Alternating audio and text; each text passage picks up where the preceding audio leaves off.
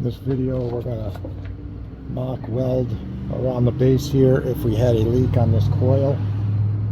If you were in a pinch, needed to get a leak fixed, a wire brush around that.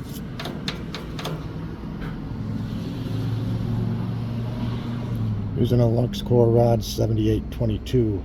This is made by Harris.